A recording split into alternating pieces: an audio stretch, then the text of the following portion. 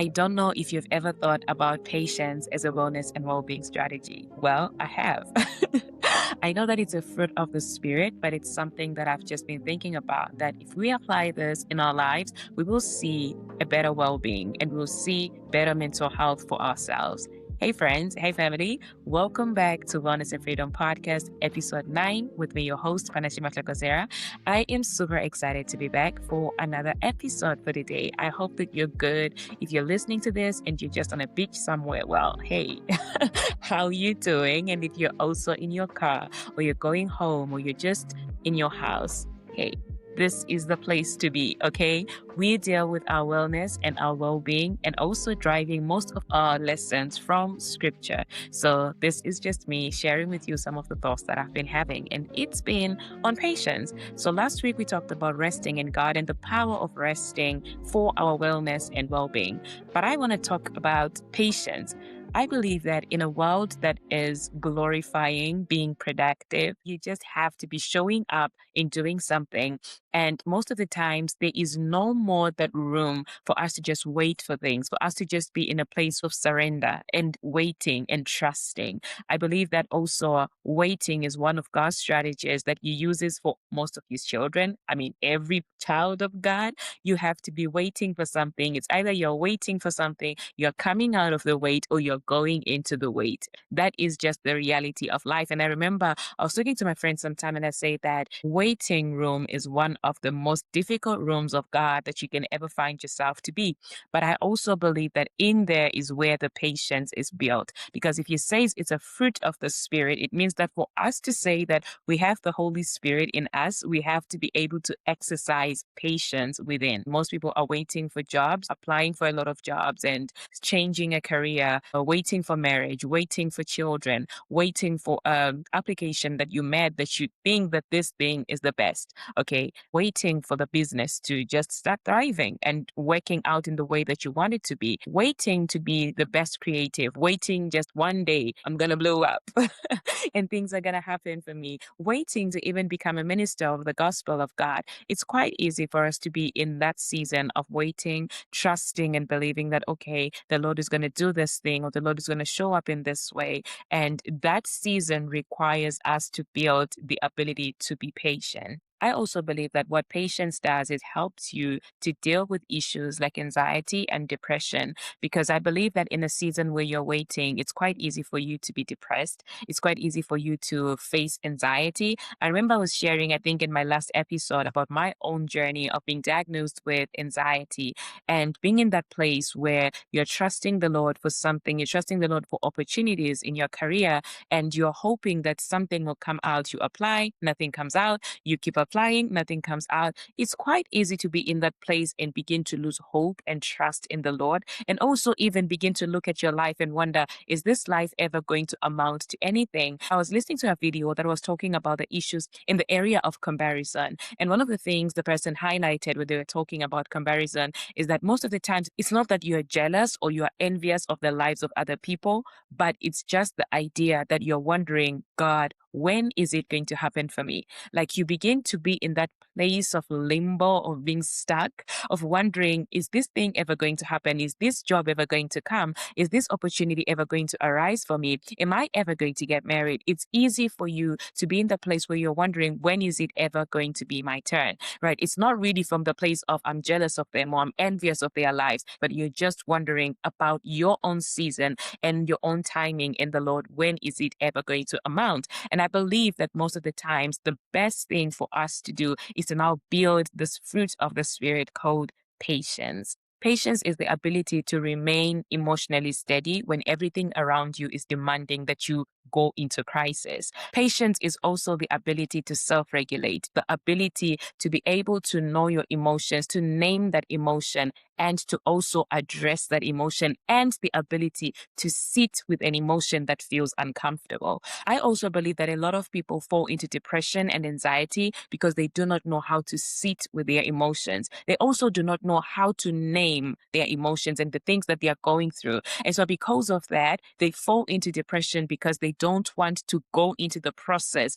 of allowing yourself to feel a certain emotion that is negative. And so when you're experiencing disappointment, anger, frustration, these are negative emotions. And if you do not know how to sit with that emotion and allow yourself to feel it and be able to trace how you got to that point and how you can address it forward, it's quite easy to end up in depression and anxiety. And this happens a lot in the waiting season. This is why you need to build patience, because with patience, you are able to regulate your emotions. So when you learn patience, you stop reacting impulsively to disappointment. I think it's also in James chapter 1, verse 4. It says, "But let patience have its perfect work, that you may be perfect and complete, lacking nothing." So we recognize that the desire of the Lord is that we have patience within, because most of the things in life requires patience. Having relationships with people requires patience. And sometimes the only way God is going to teach you that patience is having you wait for something that you really, really desire, something that you really want, and you see everybody else getting it and you don't.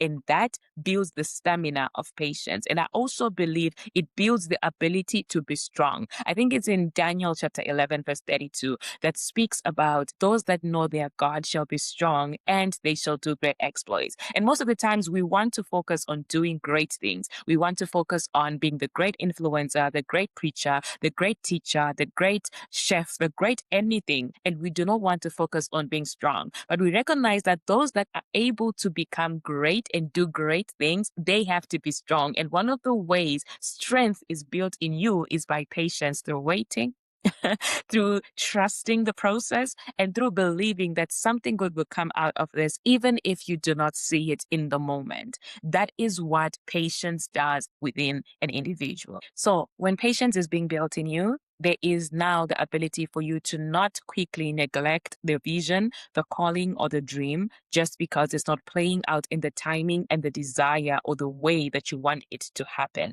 In building patience is where character is also developed, because we recognize that this verse in James, it talks about being able to stand perfect and complete. For you to be able to stand complete, in order for you to fulfill that which you are called to do, and in order for you to function in wisdom, in the things God has called you to walk into, there is a demand on you for you to grow in patience, because it is in patience that God begins to build a character within you that can be able to sustain the blessing. So whenever we dismiss the waiting, and whenever we dismiss the time and the season where things are not going the way that we want to, we are dismissing that the Lord would work in us the ability to be patient, because it is through patience that we can be able to build something. And even when we build those things, if it's a great thing that you're going to do for the Lord, you're probably going to need people that you're going to be working with. And if you do not have patience, you're not going to be able to work with those people, because when you work with people, it requires for you to have patience. It requires for you to understand people, to understand what they're saying in the moment,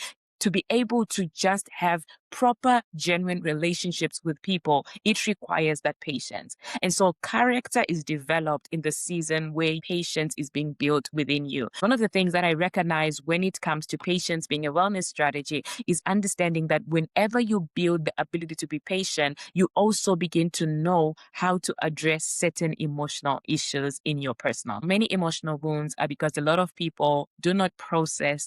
They act before they process the emotion or the situation that they are going through. And therefore, we recognize that when you cannot sit with emotions and process them, it's quite easy for you to be impulsive in your decisions. So most of the times, the stamina and the capacity that you need in order for you to fulfill your destiny is made in the place where patience is being built within you.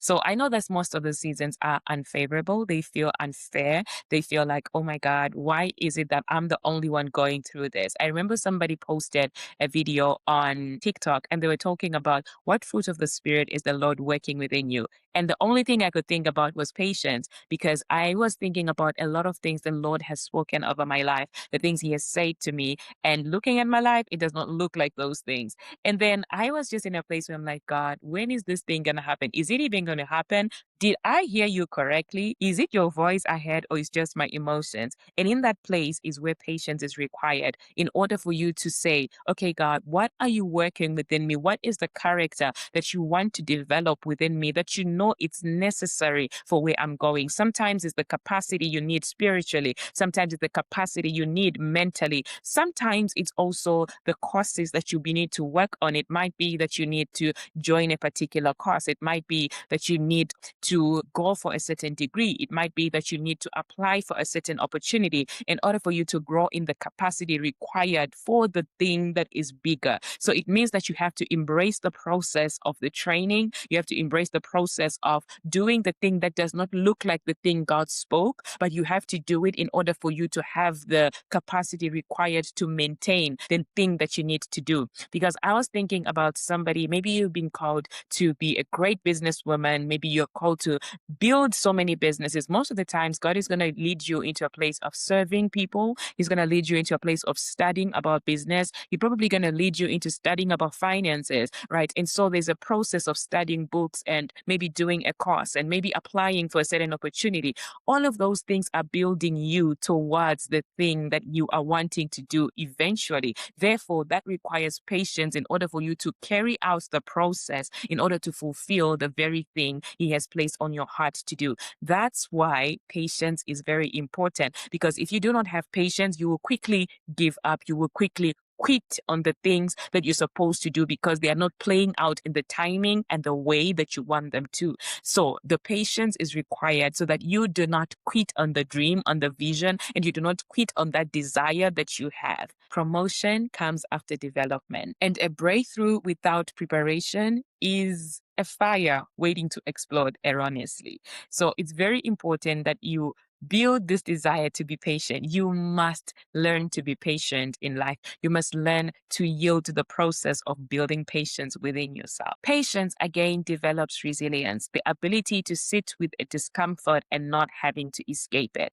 Because most of the times, there are so many things that we can introduce as coping mechanisms when things are not going the way that we want to. We start engaging in so many activities like social media scrolling, and it causes you to compare your life. And after you compare your life, you are sulking, you're angry, you're frustrated, you're depressed, you're anxious, mainly because you looked at the lives of other people and you thought, oh my God, I'm behind. Nothing good is going to come out of my life. And that is not true. But what that season requires, where you're waiting and trusting, is that you build patience within and trust that the process will develop you into the version the Lord desires for you to be. There was something that I was listening to from Minister Dunson, and he said something, he always says it actually, that the thing you're looking for is also looking for you, but not this version of you. There's a version of you that must carry out the blessing, that must walk into the blessing, but you have not fully grown into that version of yourself. And it is in the season where you're waiting and patience is being developed in you that you can be able to stand perfect and complete in order for you to fulfill that thing, and in order for you to do that thing with excellence and with better strategy by the help of God. I believe that patience is a wellness strategy, because when you have patience, you don't respond too quickly. You think before you act, and you are growing stronger. And to be strong comes with trials. It comes with pain. It comes with experiences that don't feel favorable to you. Those are the things that build strength within you. And when you have built that strength, it is from that strength that you can be able to build something that has greatness to it, because you are carrying something of glory within you. Healthy relationships and friendships also require patience. I was listening to my sister recently, and she was talking to her son. She was being so patient, and she was just doing it in such a way that I was like, wow, you are so patient. If it was me, I think I would have probably done something that I would probably regret. She said something, and she said, I don't know, maybe God built it in me and I didn't even know. That struck me a lot, because I began to think that there's so many experiences we may have, and we're wondering, why am I going through all of these things? We do not know the character God is developing within us that we need in the next season, because she doesn't know how patience was built in her, but it's something that she has each time she's speaking to him, because she recognizes that she wants to parent in that way. that's where we begin to recognize that in relationships, patience is required. If you're going to be in a relationship with a friend, if you're going to be in a relationship with a partner, you must know how to be patient with people, because there are so many things you may have misunderstandings on. There are so many things that you will have to learn to understand the way they view the world that is different from the way you view it, the way that they have certain perspective to things that you do not have. And you have to be patient to learn how they view things and begin to understand who they are. So the process of being a student of the life of another person, or being a student of the heart of the people that you love, it comes also from the place of patience. Being patient enough to listen, to learn, and to grow, and to adapt to the way they function. And I believe that that is only done when you have built the character of patience within. And that patience, again, is built with the seasons that feel unfavorable, that feel tiring, and the waiting seasons that feel prolonged. There, patience is also made within us. And also, with patience, you are able to have the ability to regulate yourself in relationships. People will disappoint you. People will make you angry. It does not matter how sweet, cute they look today. Tomorrow, they can frustrate you to the point where you want to explode. And when you have built patience within, it helps you to now firstly sit with your own personal emotion and what they did to you. Really think about, what did they do to me? And why did this make me angry? And this is the feeling that I'm having. Then you can communicate that without having to explode or attack their character or attack who they are in such a way that they feel smaller. Because I feel like the reason why so many conflicts are prolonged, it's because a lot of people, when they communicate their feelings, they attack the other person. And so when you attack the other person, the next thing they do is they are defensive, because they don't want, nobody wants to be attacked. Everybody wants to be communicated to in a way that is loving, that is kind, in a way that they know that they're still valuable. And so when they're defensive, that conflict is going to be prolonged, because it's two people that do not know how to address how they feel, two people that do not know how to address their emotions and communicate them with wisdom, with kindness, and with love. When you have also built patience within, you begin to be a person who knows how to separate people's emotion of love to you and the experience of what they did to you. So it's not always that when you see someone and they probably hurt you in a certain thing that they did, the next response you should have is, you do not love me. That is not the right response to have, because that person's action of what they did might have hurt you, but it does not mean, or it doesn't rule over the fact that they do not love you. So if you know that this is a place where you've always felt safe, this is a relationship where you've always felt seen, and then somebody does something that hurts you, it does not mean that their desire to love you has died just because what they did hurt you. You should now, by patience, be able to separate the emotion of the painful experience they did, and also being able to understand that just because they did this, the love didn't die, or just because they did this, it does not mean that they don't care about me. And therefore, when you address it from that place, it helps you to now be heard, and it also helps you to address the conflict in that area without having to attack and break each other's personalities and nature just because there is a misunderstanding. So growing in patience requires three things. I believe that it requires you being able to celebrate the small victories. So while you're waiting for something big that you want the Lord to do for you, begin to celebrate the small things that you're doing. If it is that you're creative and the only thing that you're doing in the moment is creating content, being able to post it, even if it doesn't have multitudes of people watching it, but if you get people that are interested, that are liking, and they are sharing that content, celebrate those small victories. When you celebrate yourself in the small things, you continue in the process of being patient for the big thing. And if you do not celebrate it and always think that, oh, these small things don't matter, I'm going to just wait for the big thing, there's a high chance that you will never be satisfied. You will never be fulfilled. You will always be complaining, always feel emotionally exhausted, tired, and also inadequate. So I believe that one of the most important things you can do as a strategy in building patience is the ability ability to celebrate the smallest of wins. It may be that maybe you joined a course online and you finished it. Celebrate that victory. You're waiting for your business to blow up and to become great. You get 2 orders. How about you celebrate those orders? You get 1 client. How about you celebrate that 1 client? But thank you, I got this 1 client. When you celebrate the smallest of things, you get excited to eventually celebrate the big thing. And you see the process and the journey and enjoy the process and the journey without discrediting the good things that are happening, because those little things are leading to the big thing that you are waiting for. So it might be that you're waiting for marriage and relationships. How about you celebrate the small wins, that you have wonderful friendships and you can invest in them, and you can also grow in how you communicate, how you solve conflict with those people, because it's preparing you for the next relationship that you desire. I remember there was a time that I was having a conflict with my friend, and I was able to address my emotions very well and communicate them. And when I finished, I went back and I'm like, I'm so proud of myself. Is this me who is able to handle a conflict, who is able to communicate without shouting? I was so proud of myself. And that made me feel like, okay, if something as big as marriage comes my way, I feel like now I know how to navigate certain situations like this. And therefore, celebrating that win made me hopeful and trusting the process, that eventually what God is working within me in order for me to be able to stay in such a relationship is working.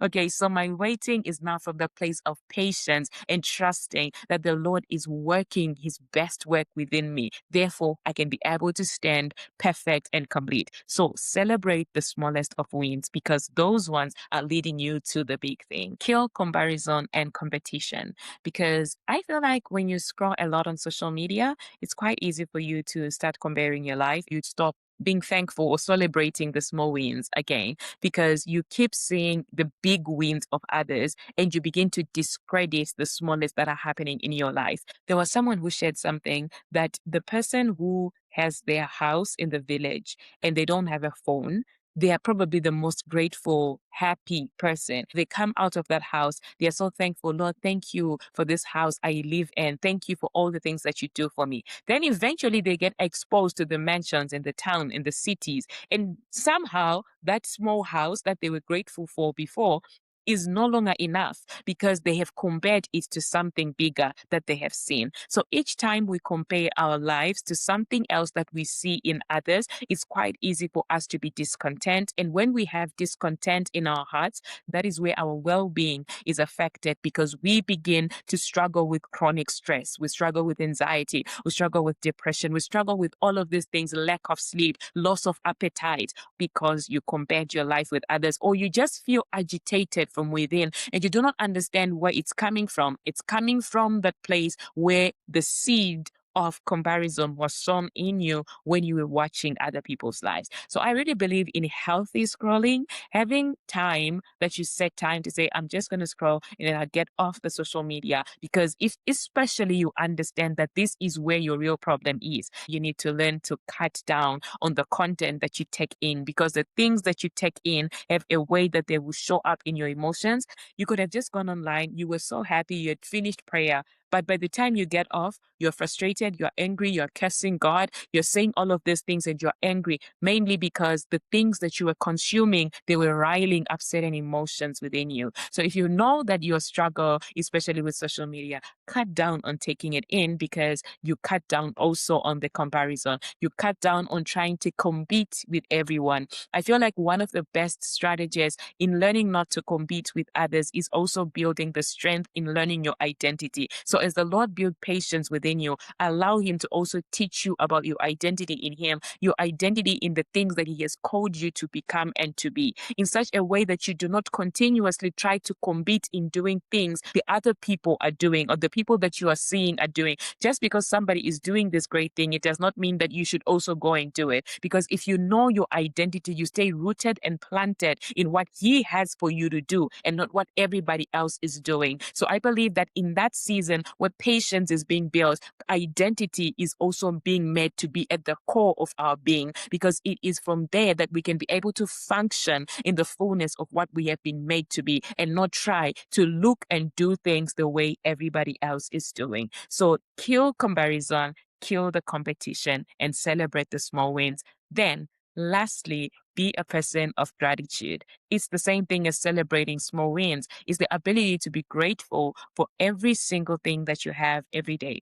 One thing that I had to implement in my life when I was struggling with discontentment, I decided to have a grateful journal. In this grateful journal, I would wake up in the morning and write three things I'm grateful for. Before I sleep, I'll start writing the three things that I'm also grateful for, because this made me not go to sleep with that anxiety of the things that I do not have, but actually with the joy of what I already have and celebrating those, even if it's the same things every single day. I will write those same things and think about them before I go to sleep and think about those things when I wake up in the morning, because that keeps you at joy and peace in the season where you are being patient and waiting. And I also believe that you must enjoy the journey. Enjoy the journey of waiting and being patient. Enjoy the smallest things of life. I feel like a lot of people pause their lives and they're trying to wait for a particular season in the day where they have gotten the marriage, the career, the children, the business, and they believe that after I get it, then I will have joy and I'll be happy.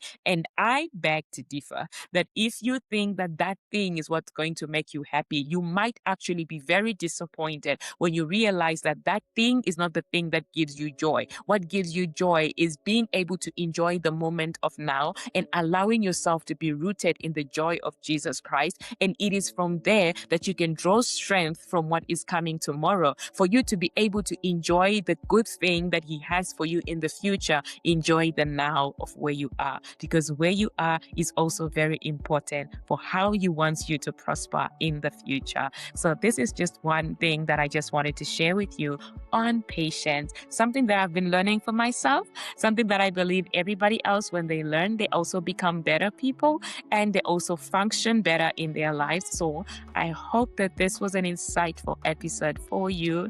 And I am so glad that I had to share this. And I hope that you are going to share it with others that also need to grow in patience, because as you grow in patience, you also grow in a strategy that helps you to stay mentally sane, emotionally stable, and being able to regulate yourself emotionally, because emotional regulation is one of the most important things for yourself and for the relationships you have with other people. So I hope this was insightful. I hope to see you in the next episode next week. Bye.